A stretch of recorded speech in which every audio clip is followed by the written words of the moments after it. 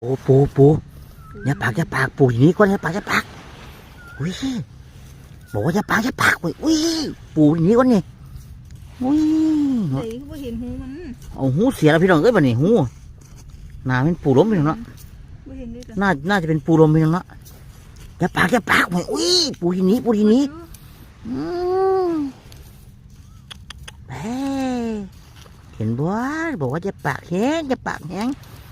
นี่หอยยังก็เปียกวันปูล้มกันปูล้มเรียนกินหรือเป็นเนาะเขาหูไวหรือเป็นน้องเอ้ยขาเห็นบ่เห็นหูบ่